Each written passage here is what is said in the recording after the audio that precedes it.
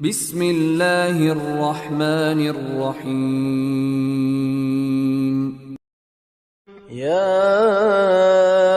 أيها الناس اتقوا ربكم الذي خلقكم من نفس واحدة وخلق منها زوجها وبث منهما رجالا كثيرا ونساء واتقوا الله الذي تساءلون به والأرحام إن الله كان عليكم رقيبا وآتوا اليتامى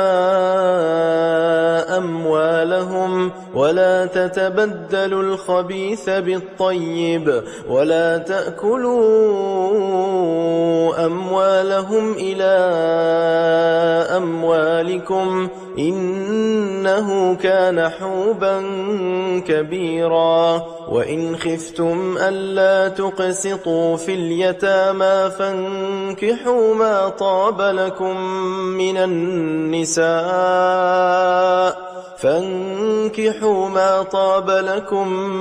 النساء مثنى وثلاث ورباع فإن خفتم ألا تعدلوا فواحدة أو ما ملكت أيمانكم ذلك أدنى ألا تعولوا وآتوا النساء صدقاتهن نحلة فإن طبن لكم عن شيء منه نفسا فكلوه هنيئا مريئا ولا تؤتوا السفهاء أموالكم التي جعل الله لكم قياما وارزقوهم فيها واكسوهم وقولوا لهم قولا معروفا وابتلوا اليتامى حتى إذا بلغوا النكاح فإن آنستم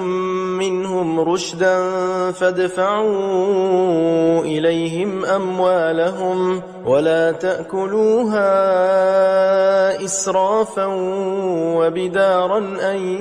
يكبروا ومن كان غنيا فليستعفف ومن كان فقيرا فليأكل بالمعروف فإذا دفعتم إليهم أموالهم فأشهدوا عليهم وكفى بالله حسيبا للرجال نصيب مما ترك الوالدان والأقربون وللنساء نصيب مما ترك الوالدان والأقربون مما قل منه أو كثر نصيبا مفروضا وإذا حضر القسمة أولو القربى واليتامى والمساكين فارزقوهم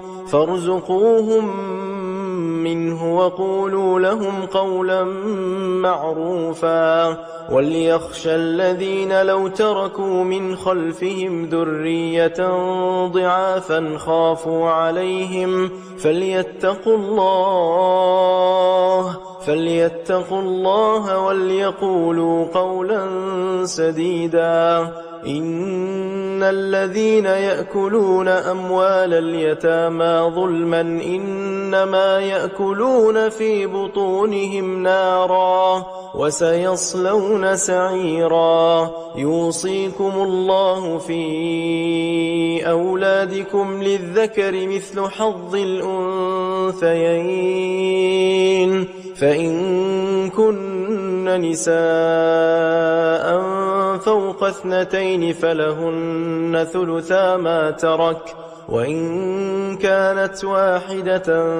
فلها النصف ولأبويه لكل واحد منهما السدس مما ترك إن كان له ولد فإن لم يكن له ولد وورثه أبواه فلأمه الثلث فإن كان له إخوة فلأمه السدس من بعد وصية يوصي بها أو دين. آباؤكم وأبناؤكم لا تدرون أيهم أقرب لكم نفعا فريضة من الله إن الله كان عليما حكيما.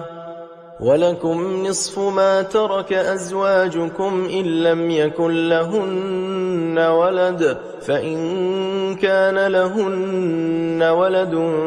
فلكم الربع مما تركن من بعد وصية يوصين بها أو دين. ولهن الربع مما تركتم إن لم يكن لكم ولد فإن كان لكم ولد فلهن الثمن مما تركتم من بعد وصية توصون بها أو دين. وإن كان رجل يورث كلالة أو امرأة وله أخ أو أخت فلكل واحد منهما السدس فإن كانوا أكثر من ذلك فهم شركاء في الثلث من بعد وصية يوصى بها أو دين غير مضار وصية من الله والله عليم حليم. تلك حدود الله ومن يطع الله ورسوله يدخله جنات تجري من تحتها الأنهار خالدين فيها وذلك الفوز العظيم. ومن يعص الله ورسوله ويتعد حدوده يدخله نارا خالدا فيها وله عذاب مهين. واللاتي يأتين الفاحشة من نسائكم فاستشهدوا عليهن 4 منكم فإن شهدوا فأمسكوهن في البيوت حتى يتوفاهن الموت أو يجعل الله لهن سبيلا. واللذان يأتيانها منكم فآذوهما فإن تابا وأصلحا فأعرضوا عنهما إن الله كان توابا رحيما. إنما التوبة على الله للذين يعملون السوء بجهالة ثم يتوبون من قريب فأولئك يتوب الله عليهم وكان الله عليما حكيما. وليست التوبة للذين يعملون السيئات حتى إذا حضر أحدهم الموت قال إني تبت الآن ولا الذين يموتون وهم كفار أولئك أعتدنا لهم عذابا أليما. يا أيها الذين آمنوا لا يحل لكم أن ترثوا النساء كرها ولا تعضلوهن لتذهبوا ببعض ما آتيتموهن إلا أن يأتين بفاحشة مبينة وعاشروهن بالمعروف فإن كرهتموهن فعسى أن تكرهوا شيئا ويجعل الله فيه خيرا كثيرا. وإن أردتم استبدال زوج مكان زوج وآتيتم إحداهن قنطارا فلا تأخذوا منه شيئا أتأخذونه بهتانا وإثما مبينا وكيف تأخذونه وقد أفضى بعضكم إلى بعض وأخذن منكم ميثاقا غليظا ولا تنكحوا ما نكح آباؤكم من النساء إلا ما قد سلف إنه كان فاحشة ومقتا وساء سبيلا. حرمت عليكم أمهاتكم وبناتكم وأخواتكم وعماتكم وخالاتكم وبنات الأخ وبنات الأخت وأمهاتكم اللاتي أرضعنكم وأخواتكم من الرضاعة وأمهات نسائكم وربائبكم اللاتي في حجوركم من نسائكم اللاتي دخلتم بهن فإن لم تكونوا دخلتم بهن فلا جناح عليكم وحلائل أبنائكم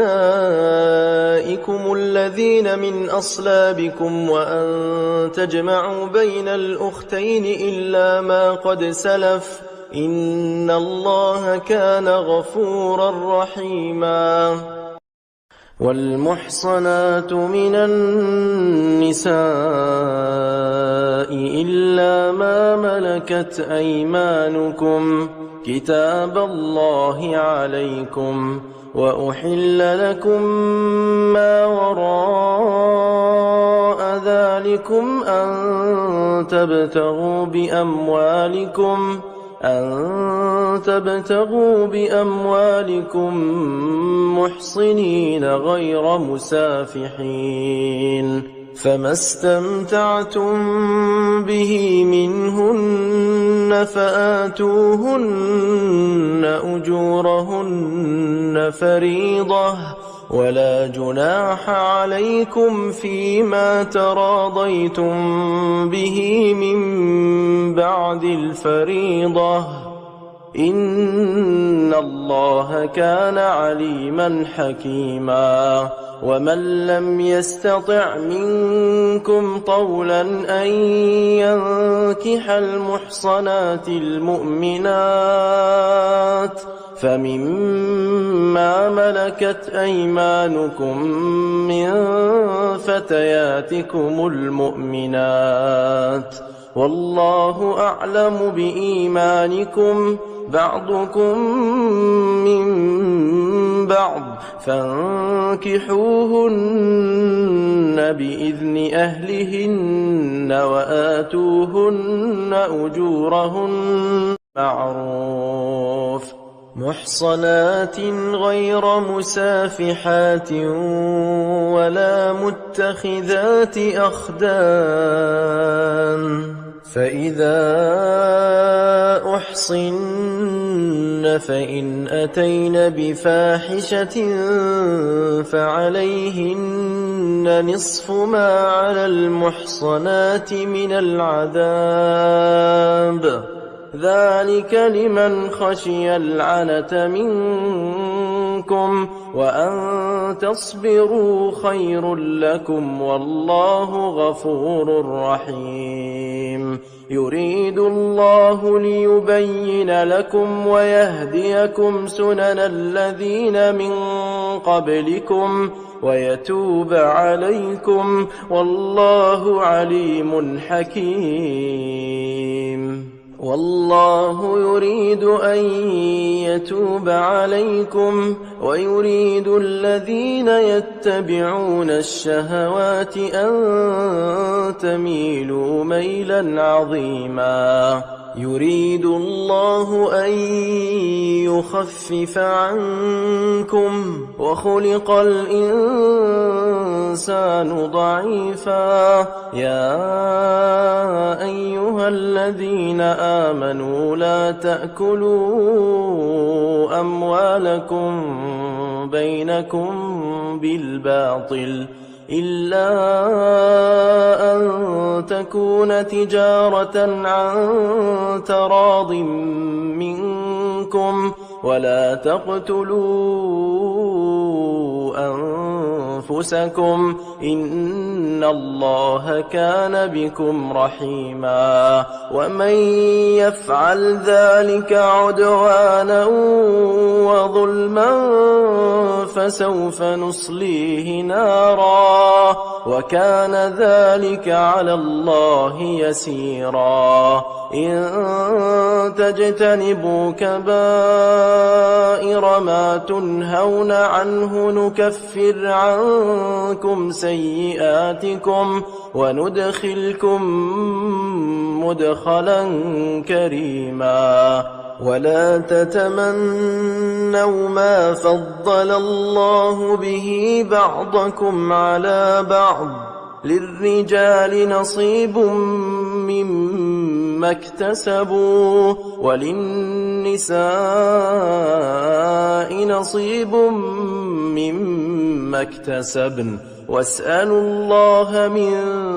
فضله إن الله كان بكل شيء عليما ولكل جعلنا موالي مما ترك الوالدان والأقربون والذين عقدت أيمانكم فآتوهم نصيبهم إن الله كان على كل شيء شهيدا الرجال قوامون على النساء بما فضل الله بعضهم على بعض وبما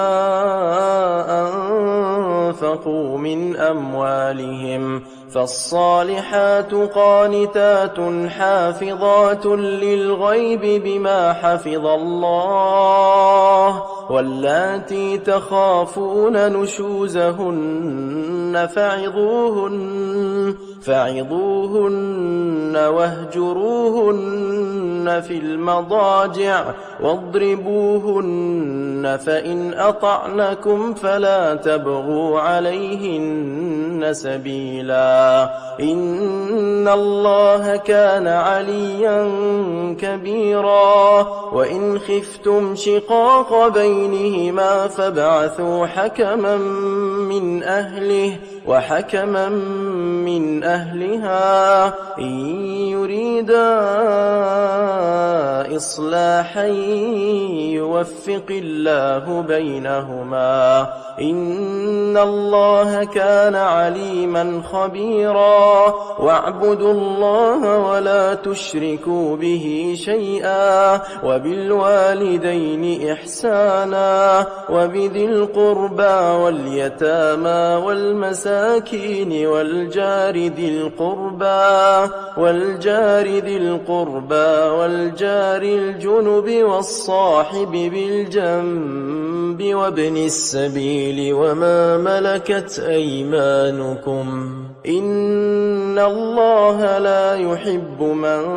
كان مختالا فخورا الذين يبخلون ويأمرون الناس بالبخل ويكتمون ما آتاهم الله من فضله وأعتدنا للكافرين عذابا مهينا والذين ينفقون أموالهم رئاء الناس ولا يؤمنون بالله ولا باليوم الآخر ومن يكن الشيطان له قرينا فساء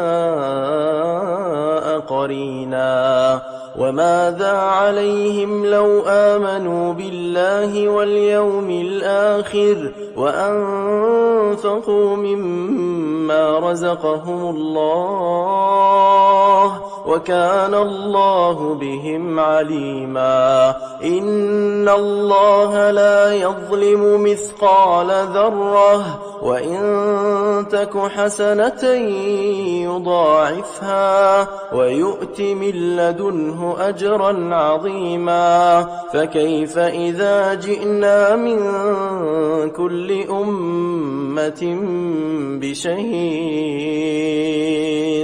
وجئنا بك على هؤلاء شهيدا يومئذ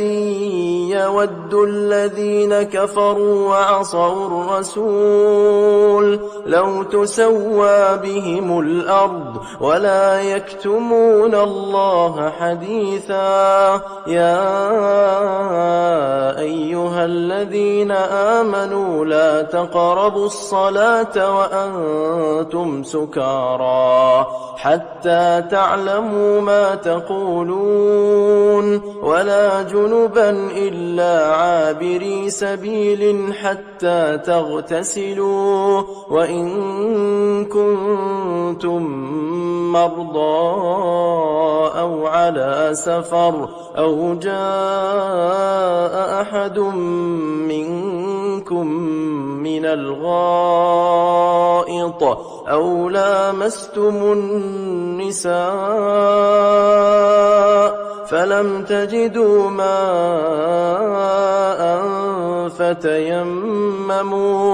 فتيمموا صعيدا طيبا فامسحوا بوجوهكم وأيديكم إن الله كان عفوا غفورا ألم تر إلى الذين أوتوا نصيبا من الكتاب يشترون الضلالة ويريدون أن تضلوا السبيل والله أعلم بأعدائكم وكفى بالله وليا وكفى بالله نصيرا من الذين هادوا يحرفون الكلم عن مواضعه ويقولون سمعنا وعصينا واسمع غير مسمع وراعنا ليا بألسنتهم وطعنا في الدين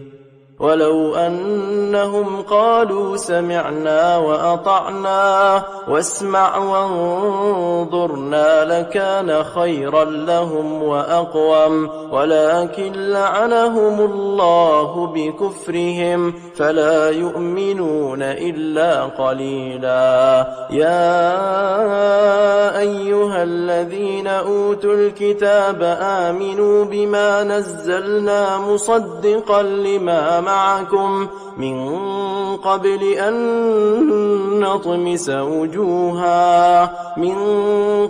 أن نطمس وجوها فنردها على أدبارها أو نلعنهم كما لعنا أصحاب السبت وكان أمر الله مفعولا إن الله لا يغفر أن يشرك به ويغفر ما دون ذلك لمن يشاء ومن يشرك بالله فقد افترى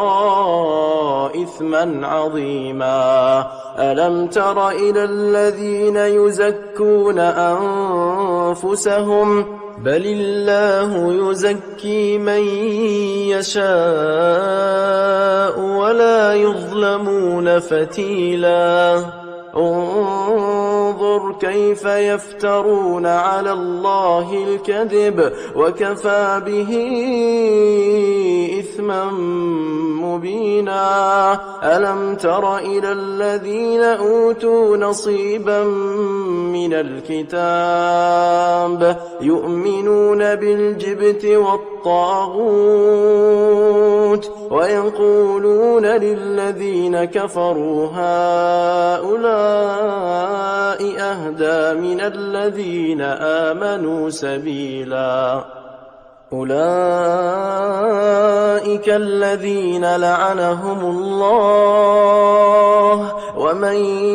يلعن الله فلن تجد له نصيرا أم لهم نصيب من الملك فإذا لا يؤتون الناس نقيرا أم يحسدون الناس على ما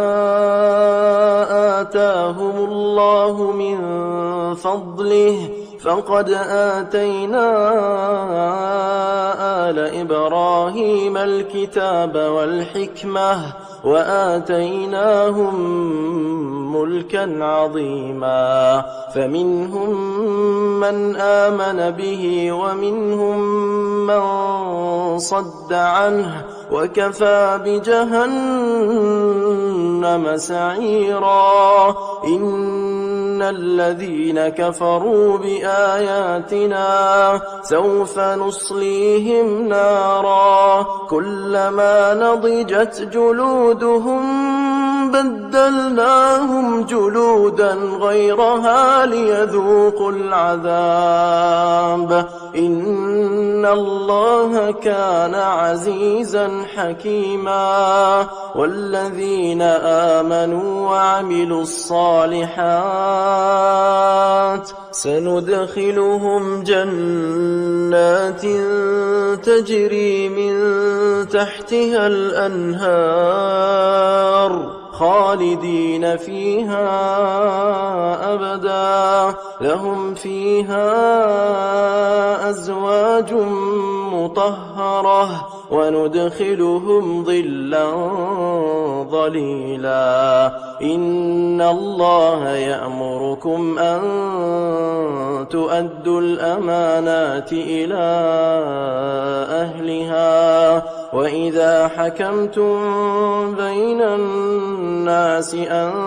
تحكموا بالعدل إن الله نعم ما يعظكم به إن الله كان سميعا بصيرا يا أيها الذين آمنوا أطيعوا الله وأطيعوا الرسول وأولي الأمر منكم فإن تنازعتم في شيء فردوه إلى الله والرسول إن كنتم تؤمنون بالله واليوم الآخر ذلك خير وأحسن تأويلا ألم تر إلى الذين يزعمون أنهم آمنوا بما أنزل إليك وما أنزل من قبلك يريدون أن يتحاكموا إلى الطاغوت وقد أمروا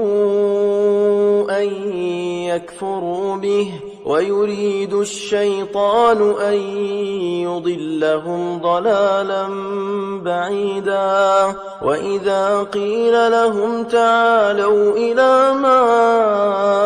أنزل الله وإلى الرسول رأيت المنافقين يصدون عنك صدودا فكيف إذا أصابتهم مصيبة بما قدمت أيديهم ثم جاءوك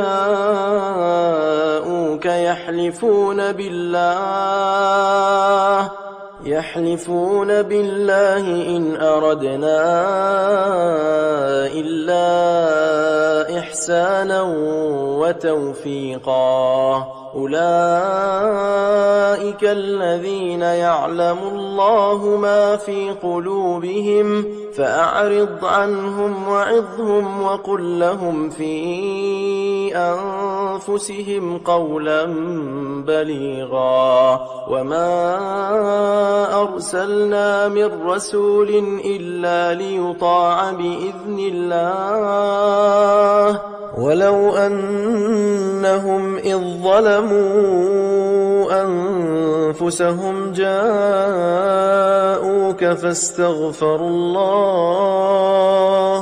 واستغفر لهم الرسول لوجدوا الله توابا رحيما. فلا وربك لا يؤمنون حتى يحكموك فيما شجر بينهم ثم لا يجدوا في أنفسهم حرجا مما قضيت ويسلموا تسليما. ولو أنا كتبنا عليهم أن اقتلوا أنفسكم أو اخرجوا من دياركم ما فعلوه إلا قليل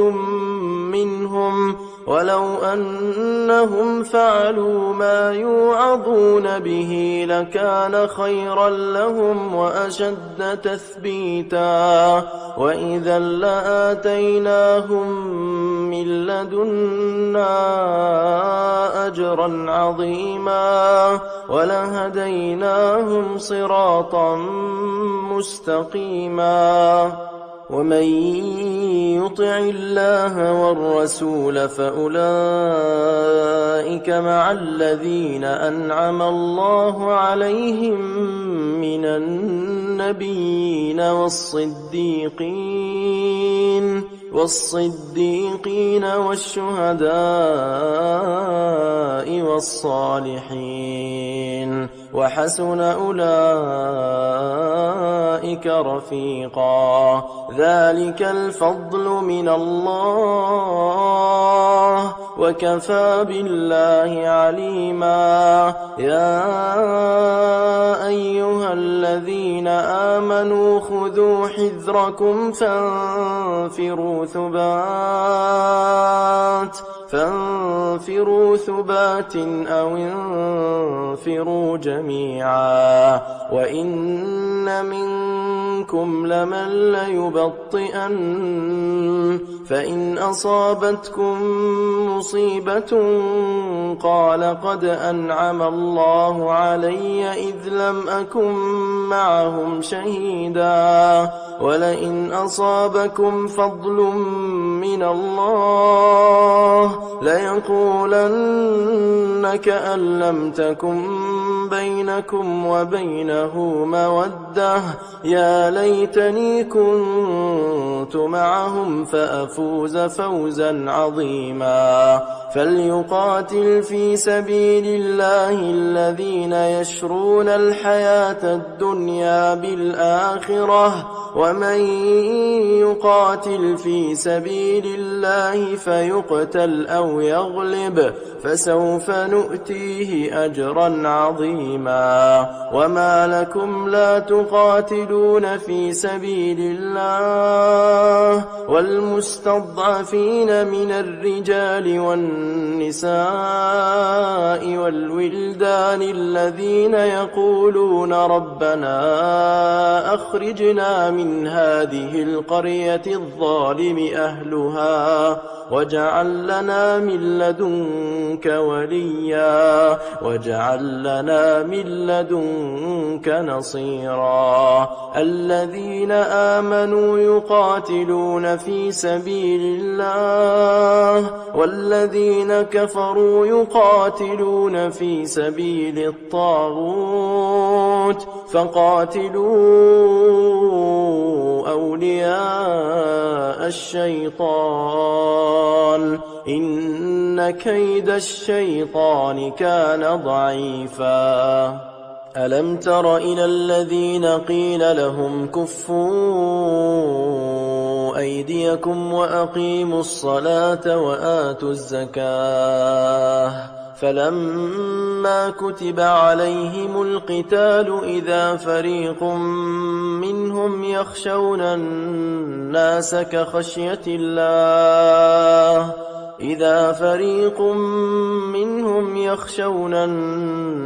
كخشية الله أو أشد خشية وقالوا ربنا لم كتبت علينا القتال لولا أخرتنا إلى أجل قريب قل متاع الدنيا قليل والآخرة خير لمن اتقى ولا تظلمون فتيلا أينما تكونوا يدرككم الموت ولو كنتم في بروج مشيدة وإن تصبهم حسنة يقولوا هذه من عند الله وإن تصبهم سيئة يقولوا هذه من عندك قل كل من عند الله فما لهؤلاء القوم لا يكادون يفقهون حديثا ما أصابك من حسنة فمن الله وما أصابك من سيئة فمن نفسك وأرسلناك للناس رسولا وكفى بالله شهيدا من يطع الرسول فقد أطاع الله ومن تولى فما أرسلناك عليهم حفيظا ويقولون طاعة فإذا برزوا من عندك بيت طائفة منهم غير الذي تقول والله يكتب ما يبيتون فأعرض عنهم وتوكل على الله وكفى بالله وكيلا أفلا يتدبرون القرآن ولو كان من عند غير الله لوجدوا فيه اختلافا كثيرا وإذا جاءهم أمر من الأمن أو الخوف أذاعوا به ولو ردوه إلى الرسول وإلى أولي الأمر منهم لعلمه الذين يستنبطونه منهم ولولا فضل الله عليكم ورحمته لاتبعتم الشيطان إلا قليلا فقاتل في سبيل الله لا تكلف إلا نفسك وحرض المؤمنين عسى الله أن يكف بأس الذين كفروا والله أشد بأسا وأشد تنكيلا من يشفع شفاعة حسنة يكن له نصيب منها ومن يشفع شفاعة سيئة يكن له كفل منها وكان الله على كل شيء مقيتا وإذا حييتم بتحية فحيوا بأحسن منها أو ردوها إن الله كان على كل شيء حسيبا الله لا إله إلا هو ليجمعنكم إلى يوم القيامة لا ريب فيه ومن أصدق من الله حديثا فما لكم في المنافقين فئتين والله أركسهم بما كسبوا أتريدون أن تهدوا من أضل الله ومن يضلل الله فلن تجد له سبيلا ودوا لو تكفرون كما كفروا فتكونون سواء فلا تتخذوا منهم أولياء حتى يهاجروا في سبيل الله فإن تولوا فخذوهم واقتلوهم حيث وجدتموهم ولا تتخذوا منهم وليا ولا نصيرا إلا الذين يصلون إلى قوم بينكم وبينهم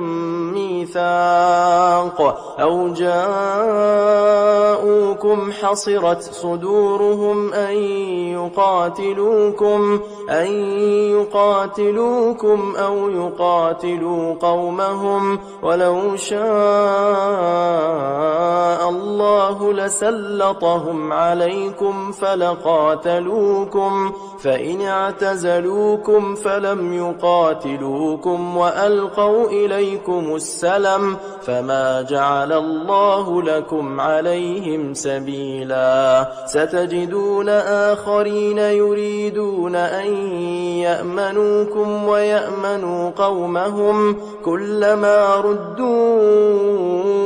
إلى الفتنة أركسوا فيها فإن لم يعتزلوكم ويلقوا إليكم السلم ويكفوا أيديهم فخذوهم واقتلوهم حيث ثقفتموهم وأولئكم جعلنا لكم عليهم سلطانا مبينا وما كان لمؤمن أن يقتل مؤمنا إلا خطأ ومن قتل مؤمنا خطأ فتحرير رقبة مؤمنة ودية مسلمة إلى أهله إلا أن يصدقوا فإن كان من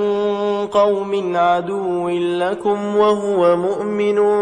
فتحرير رقبة مؤمنة وإن كان من قوم بينكم وبينهم ميثاق فدية مسلمة إلى أهله وتحرير رقبة مؤمنة فمن لم يجد فصيام شهرين متتابعين توبة من الله وكان الله عليما حكيما ومن يقتل مؤمنا متعمدا فجزاؤه جهنم خالدا فيها وغضب الله عليه ولعنه وأعد له عذابا عظيما يا أيها الذين آمنوا إذا ضربتم في سبيل الله فتبينوا ولا تقولوا لمن ألقى إليكم السلام لست مؤمنا تبتغون عرض الحياة الدنيا فعند الله مغانم كثيرة كذلك كنتم من قبل فمن الله عليكم فتبينوا إن الله كان بما تعملون خبيرا لا يستوي القاعدون من المؤمنين غير أولي الضرر والمجاهدون في سبيل الله بأموالهم وأنفسهم فضل الله المجاهدين بأموالهم وأنفسهم على القاعدين درجة وكلا وعد الله الحسنى وفضل الله المجاهدين على القاعدين أجرا عظيما درجات منه ومغفرة ورحمة وكان الله غفورا رحيما إن الذين توفاهم الملائكة ظالمي أنفسهم قالوا فيم كنتم قالوا كنا مستضعفين في الأرض قالوا ألم تكن أرض الله واسعة فتهاجروا فيها فأولئك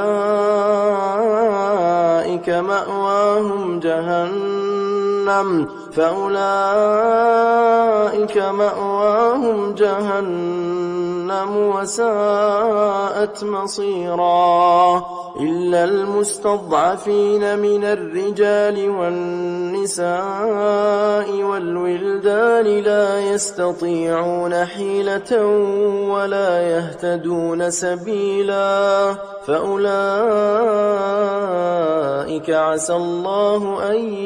يعفو عنهم وكان الله عفوا غفورا ومن يهاجر في سبيل الله يجد في الأرض مراغما كثيرا وسعة ومن يخرج من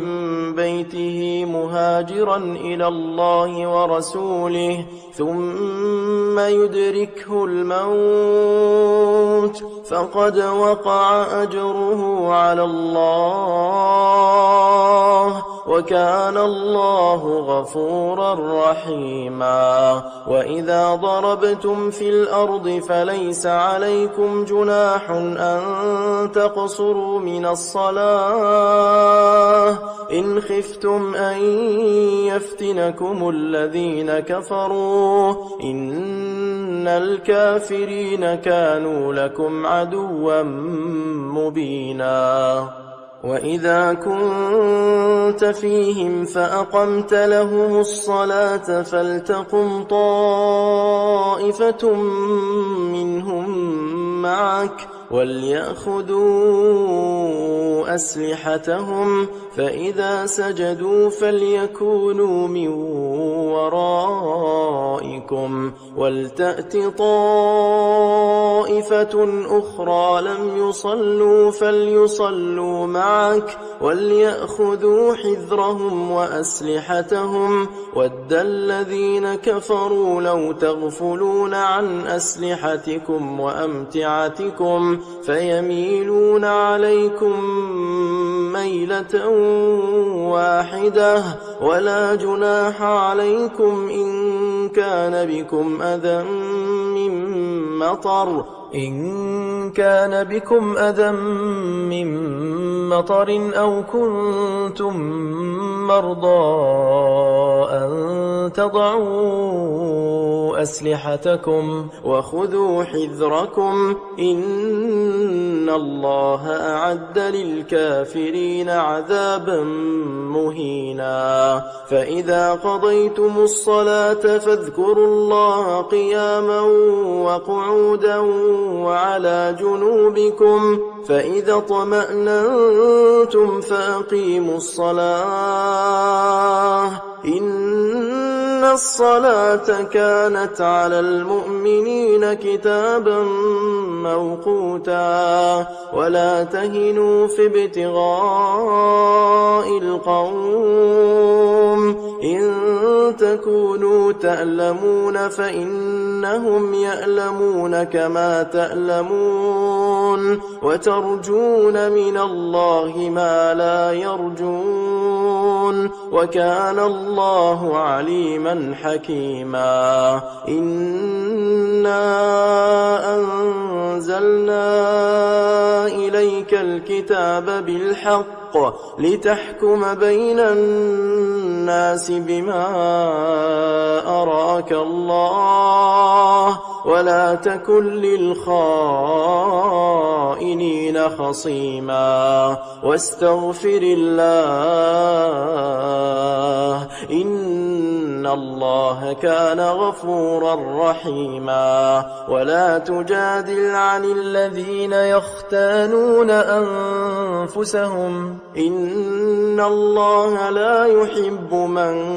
كان خوانا أثيما يستخفون من الناس ولا يستخفون من الله وهو معهم إذ يبيتون ما لا يرضى من القول وكان الله بما يعملون محيطا ها أنتم هؤلاء جادلتم عنهم في الحياة الدنيا فمن يجادل الله عنهم يوم القيامة أم من يكون عليهم وكيلا ومن يعمل سوءا أو يظلم نفسه ثم يستغفر الله يجد الله غفورا رحيما ومن يكسب إثما فإنما يكسبه على نفسه وكان الله عليما حكيما ومن يكسب خطيئة أو إثما ثم يرم به بريئا فقد احتمل بهتانا وإثما مبينا ولولا فضل الله عليك ورحمته لهم طائفة منهم أن يضلوك وما يضلون إلا أنفسهم وما يضرونك من شيء وأنزل الله عليك الكتاب والحكمة وعلمك ما لم تكن تعلم وكان فضل الله عليك عظيما لا خير في كثير من نجواهم إلا من أمر بصدقة أو معروف أو إصلاح بين الناس ومن يفعل ذلك ابتغاء مرضات الله فسوف نؤتيه أجرا عظيما ومن يشاقق الرسول من بعد ما تبين له الهدى ويتبع غير سبيل المؤمنين نوله ما تولى ونصله جهنم وساءت مصيرا إن الله لا يغفر أن يشرك به ويغفر ما دون ذلك لمن يشاء ومن يشرك بالله فقد ضل ضلالا بعيدا إن يدعون من دونه إلا إناثا وإن يدعون إلا شيطانا مريدا لعنه الله وقال لأتخذن من عبادك نصيبا مفروضا ولأضلنهم ولأمنينهم ولآمرنهم فليبتكن آذان الأنعام ولآمرنهم فليغيرن خلق الله ومن يتخذ الشيطان وليا من دون الله فقد خسر خسرانا مبينا يعدهم ويمنيهم وما يعدهم الشيطان إلا غرورا أولئك مأواهم جهنم ولا يجدون عنها محيصا والذين آمنوا وعملوا الصالحات سندخلهم جنات تجري من تحتها الأنهار خالدين فيها أبدا وعد الله حقا ومن أصدق من الله قيلا ليس بأمانيكم ولا أماني أهل الكتاب من يعمل سوءا يجز به ولا يجد له من دون الله وليا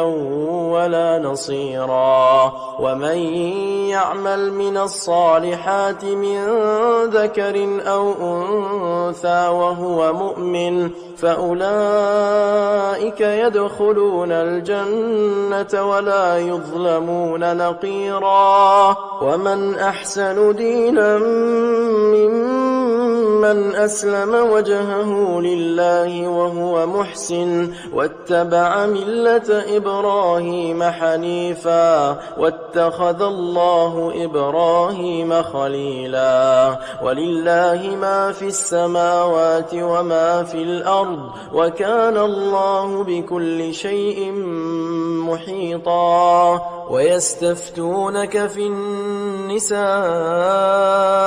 قل الله يفتيكم فيهن وما يتلى عليكم في الكتاب في يتامى النساء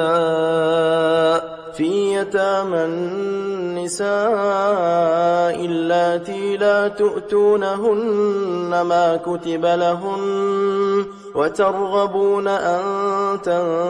تنكحوهن والمستضعفين من الولدان وأن تقوموا لليتامى بالقسط وما تفعلوا من خير فإن الله كان به عليما وإن امرأة خافت من بعلها نشوزا أو إعراضا فلا جناح عليهما أن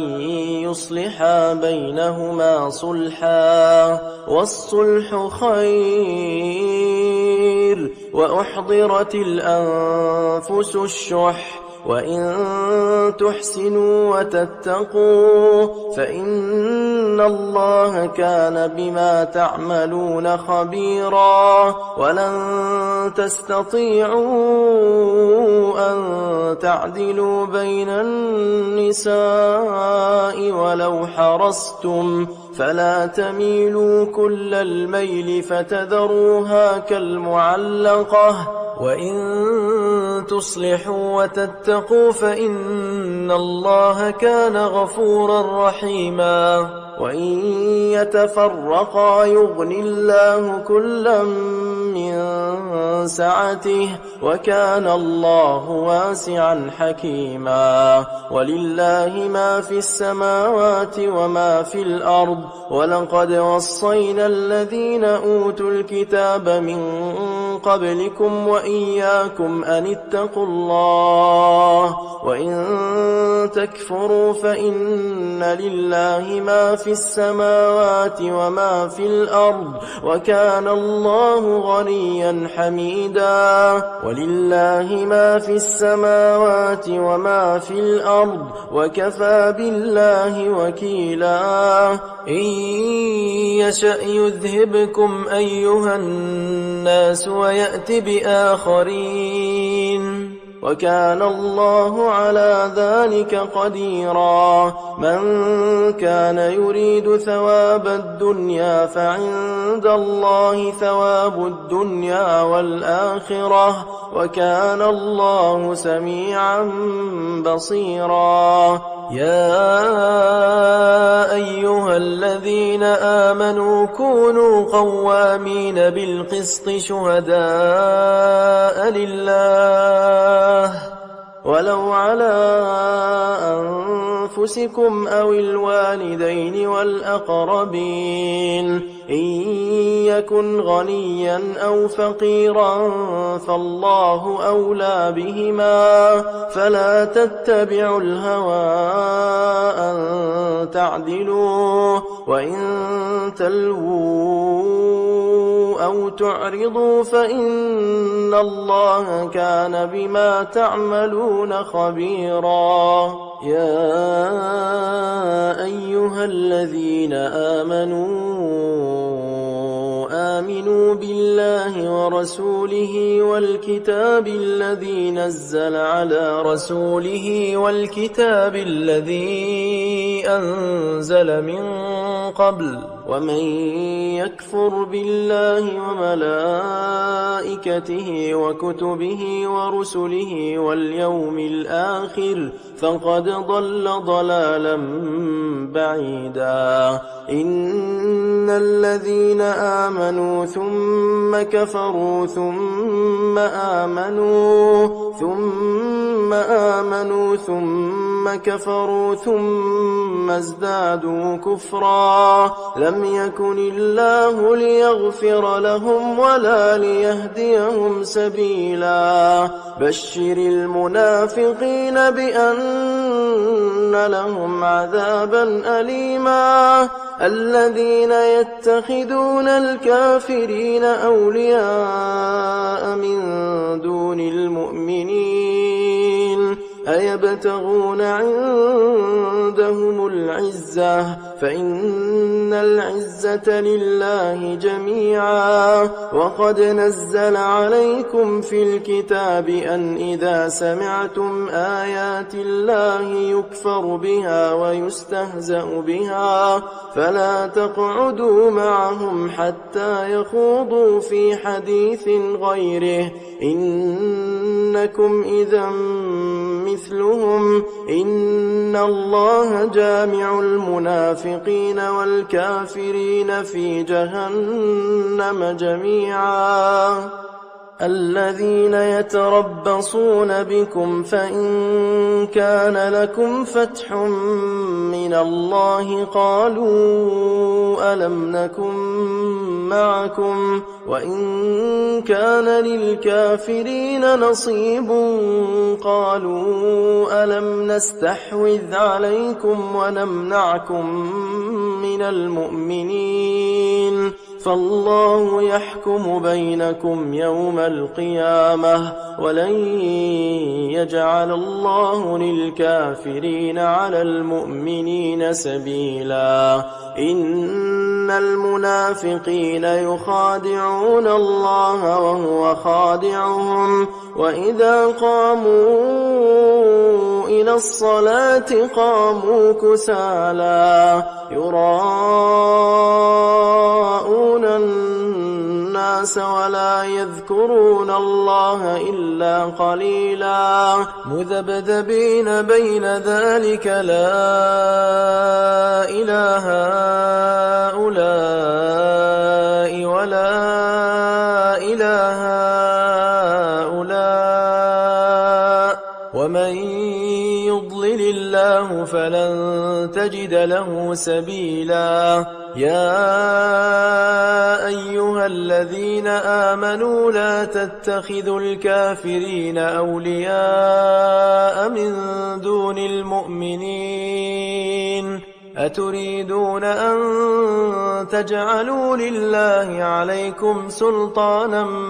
مبينا إن المنافقين في الدرك الأسفل من النار ولن تجد لهم نصيرا إلا الذين تابوا وأصلحوا واعتصموا بالله وأخلصوا دينهم لله فأولئك مع المؤمنين وسوف يؤتي الله المؤمنين أجرا عظيما ما يفعل الله بعذابكم إن شكرتم وآمنتم وكان الله شاكرا عليما لا يحب الله الجهر بالسوء من القول إلا من ظلم وكان الله سميعا عليما إن تبدوا خيرا أو تخفوه أو تعفو عن سوء فإن الله كان عفوا قديرا إن الذين يكفرون بالله ورسله ويريدون أن يفرقوا بين الله ورسله ويقولون نؤمن ببعض ونكفر ببعض ويريدون أن يتخذوا بين ذلك سبيلا أولئك هم الكافرون حقا وأعتدنا للكافرين عذابا مهينا والذين آمنوا بالله ورسله ولم يفرقوا بين أحد منهم أولئك سوف يؤتيهم أجورهم وكان الله غفورا رحيما يسألك أهل الكتاب أن تنزل عليهم كتابا من السماء فقد سألوا موسى أكبر من ذلك فقالوا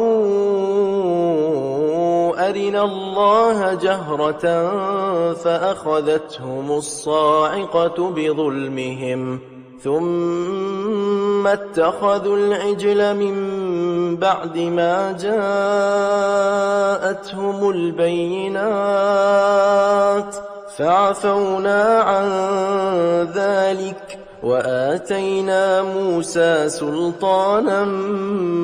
مبينا ورفعنا فوقهم الطور بميثاقهم وقلنا لهم ادخلوا الباب سجدا وقلنا لهم لا تعدوا في السبت وأخذنا منهم ميثاقا غليظا فبما نقضهم ميثاقهم وكفرهم بآيات الله وقتلهم الأنبياء بغير حق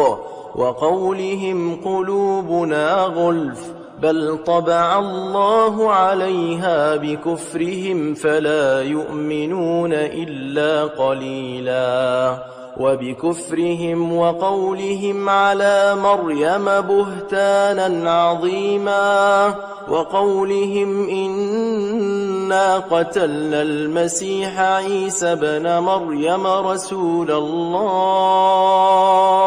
وما قتلوه وما صلبوه ولكن شبه لهم وإن الذين اختلفوا فيه لفي شك منه ما لهم به من علم إلا اتباع الظن وما قتلوه يقينا بل رفعه الله إليه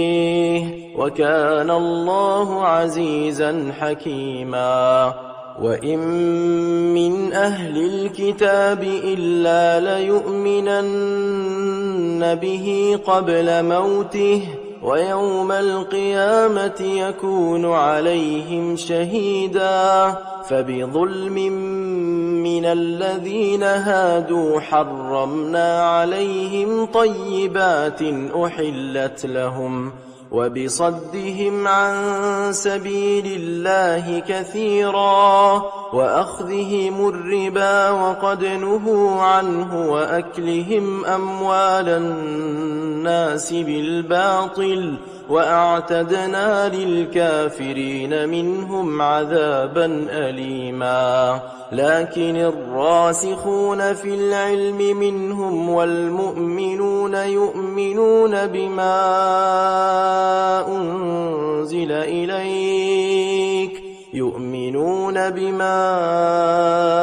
أنزل إليك وما أنزل من قبلك والمقيمين الصلاة والمؤتون الزكاة والمؤمنون بالله واليوم الآخر أولئك سنؤتيهم أجرا عظيما إنا أوحينا إليك كما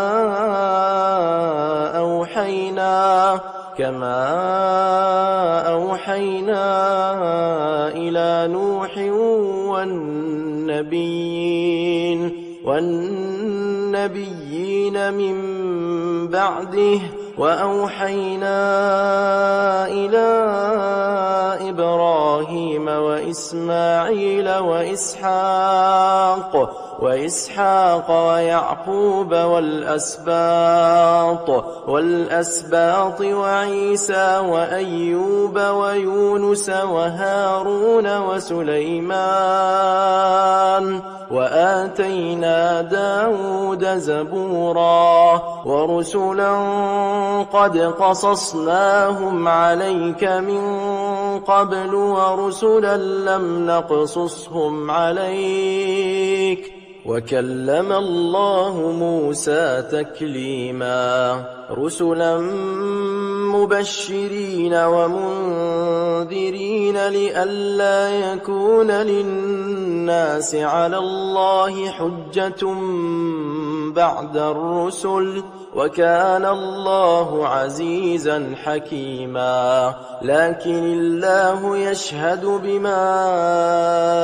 أنزل إليك أنزله بعلمه والملائكة يشهدون وكفى بالله شهيدا إن الذين كفروا وصدوا عن سبيل الله قد ضلوا ضلالا بعيدا إن الذين كفروا وظلموا لم يكن الله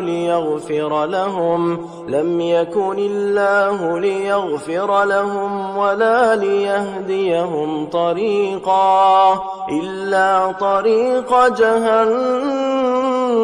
خالدين فيها أبدا وكان ذلك على الله يسيرا يا أيها الناس قد جاءكم الرسول بالحق من ربكم فآمنوا خيرا لكم وإن تكفروا فإن لله ما في السماوات والأرض وكان الله عليما حكيما يا أهل الكتاب لا تغلوا في دينكم ولا تقولوا على الله إلا الحق إنما المسيح عيسى بن مريم رسول الله وكلمته ألقاها إلى مريم وروح منه فآمنوا بالله ورسله ولا تقولوا ثلاثة انتهوا خيرا لكم إنما الله إله واحد سبحانه أن يكون له ولد له ما في السماوات وما في الأرض وكفى بالله وكيلا لن يستنكف المسيح أن يكون عبدا لله ولا الملائكة المقربون ومن يستنكف عن عبادته ويستكبر فسيحشرهم إليه جميعا فأما الذين آمنوا وعملوا الصالحات فيوفيهم أجورهم ويزيدهم من فضله وأما الذين استنكفوا واستكبروا فيعذبهم عذابا أليما ولا يجدون لهم من دون الله وليا ولا نصيرا يا أيها الناس قد جاءكم برهان من ربكم وأنزلنا إليكم نورا مبينا فأما الذين آمنوا بالله واعتصموا به فسيدخلهم في رحمة منه وفضل ويهديهم إليه صراطا مستقيما يستفتونك قل الله يفتيكم في الكلالة إن امرؤ هلك ليس له ولد وله أخت فلها نصف ما ترك وهو يرثها إن لم يكن لها ولد فإن كانت اثنتين فلهما الثلثان مما ترك وإن كانوا إخوة رجالا ونساء فللذكر مثل حظ الأنثيين